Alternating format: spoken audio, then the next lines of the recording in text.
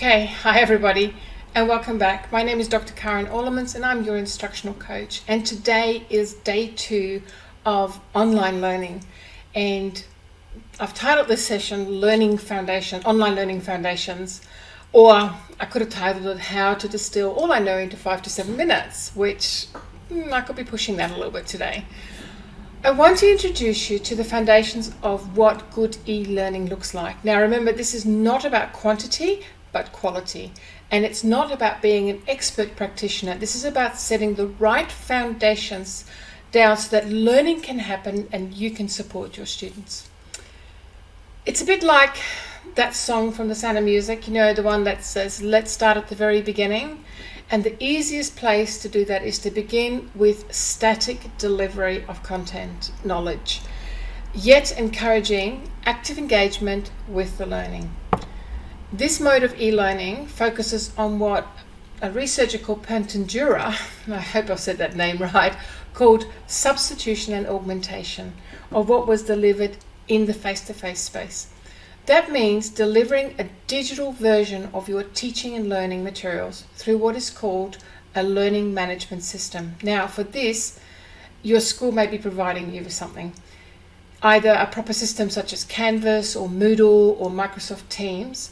However, if not, there are free alternatives, really good quality free alternatives available, such as Google Classrooms or Seesaw, and personally I've kind of fallen in love with that last one.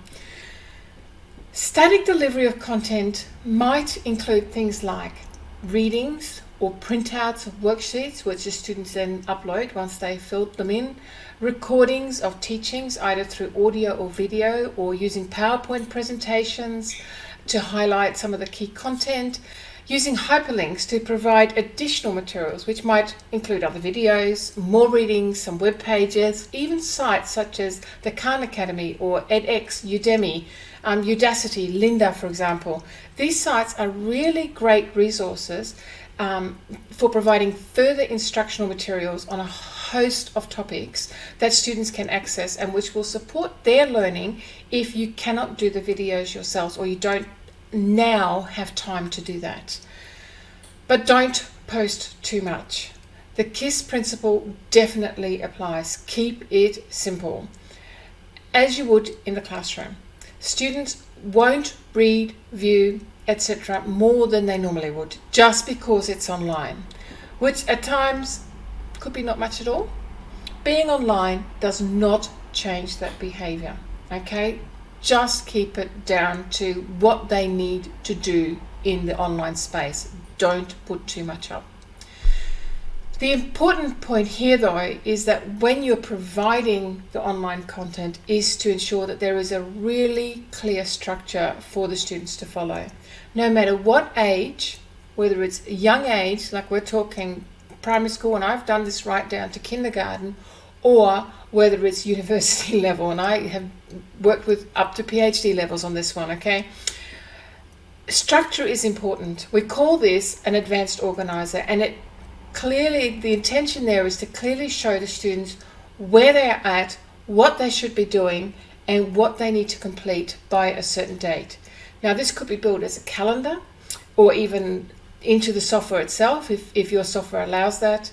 A typical structure is week by week program of study, okay, stating the content to be covered, what they need to do, that's those instructional strategies, and more of that in a moment, the communications that is expected, and how it links to or is to be assessed. 4 columns, all right?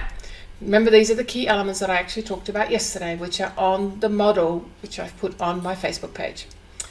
Now, a slightly more advanced organizer will have week by week showing how it is, and then showing how it is linked to a module or topic that is being covered. So in a term, if I was doing this, I might cover 3 topics or themes and spend 3 weeks on each, with 1 week for review at the end. My organizer will show this to the students with clear links to the assessments for that term, so that it's really clear to them what the expectations for them are, and there is no guesswork involved. They know what they have to do, when they have to do it, and how they're going to have to do it.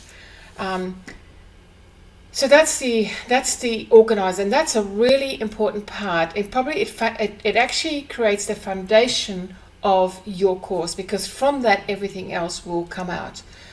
So that's a really important part of creating this foundational mode of online learning. Let's move on then to those instructional strategies. As I mentioned yesterday to you, I think this is probably the most overlooked part of developing online. Or if not overlooked, then it's not intentionally planned for in a lot of circumstances.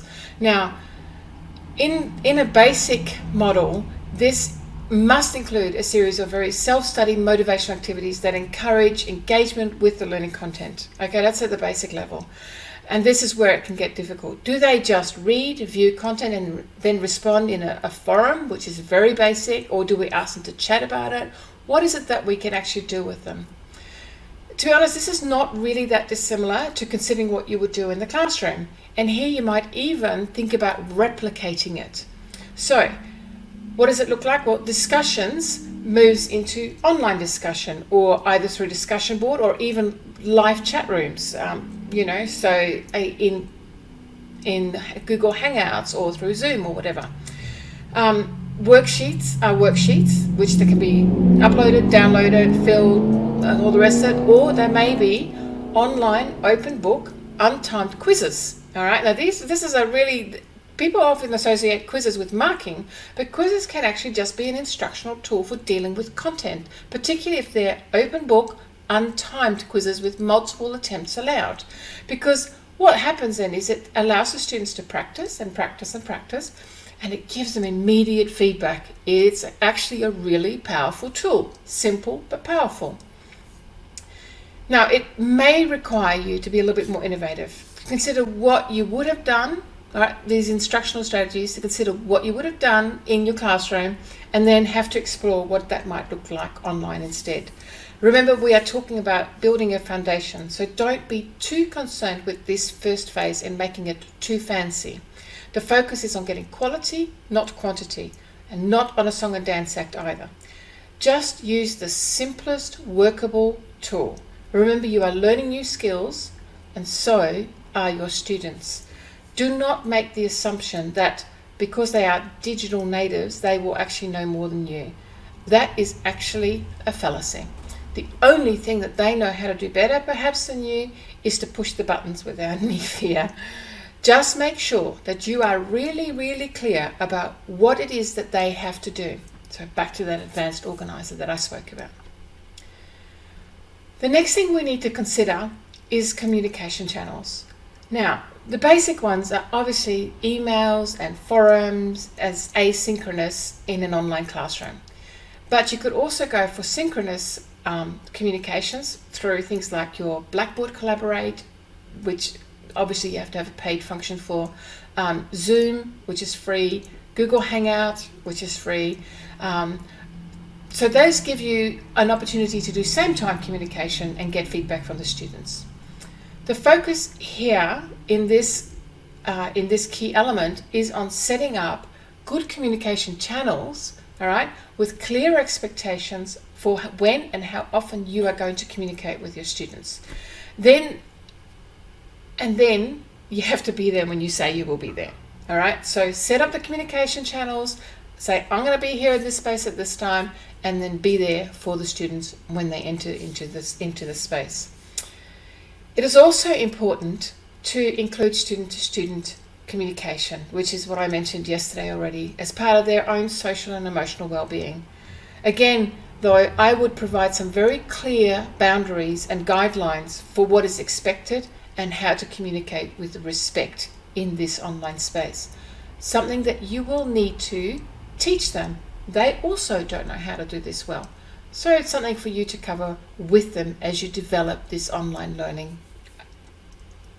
Couldn't think of another word after that. Finally, assessing. Okay, so this one should really be, and look, I could talk for hours on just assessment alone. However, the key features here, again, are to keep it simple, to give clear instructions early, all right, right at the beginning. Then break it down into those smaller steps for the students. make sure when you're setting the assessment that students can't just Google the answer and then just, post it in. So to put it simple, focus less on those kind of knowledge what questions and more on the how and why questions. Or to add a little bit of educational speak into there, use Bloom's taxonomy. All right, focus on comprehension questions and application and analysis and so on. Teach the skills you want them to learn, one skill at a time. Again, I cannot reiterate this enough. Don't make an assumption that just because they're young people that they know how to do stuff. They won't, and they don't. I know this. I have experienced this many, many times. So in the same way as you're learning, they're learning. So teach the skills. Make sure that they're on the same page as you. Make sure that they know where to look. To be honest, I often, particularly around assessment, I will actually create a short video showing students where things are in the space so that there's no excuses. I couldn't find this. All right. Anyway, then finally, give them regular feedback. This is really important, which is why those little online tools like those quizzes that I talked about become really important so that they know how they're going. Students really need that feedback, particularly in an online place where they're not familiar. In the classroom, they use your face to get feedback. They might question you. They look at how you respond facially to their answers. They're not seeing that in the online space. So regular, constant feedback is really, really important for them. They can't just check in with you. And so what you need to do is to plan for it. You need to actually make sure that you plan as part of your planning. Now, I know you plan feedback on assessments and so on, but we don't often plan some of the facial and the daily feedback that we give to students on how they're going. So we need to be doing that in the classroom, in the online space, and we need to plan for that. We need to actually set it up in such a way that we go, yep, we need to give them feedback. Yep, today's feedback day, so that we're just giving them that regularly. Personally, I actually love giving video feedback. All right, I will get on my video and I will either do it live to them and as they're talking to me, or I give it to them as a little video because it's so much easier to give it to them in that way, and they can then read my face and see what I'm saying. And I think it makes it more personal. And when we're already in such an impersonal space, having the personal touch is really important. Okay. I spoke very fast because there was a lot of information there, but I think it's important to lay down some of those essential foundational elements. Now, I am going to put this into an infographic, which I will put on my Facebook page over the next few days, I promise. All right, so watch out for that. Lots of things for you to think about. Do go back and review. I spoke quite fast, I know, but have a look at that. And I'm going to be back tomorrow with the next installment, as I look at how to make this foundational space a little bit more interactive. So I'll see you then.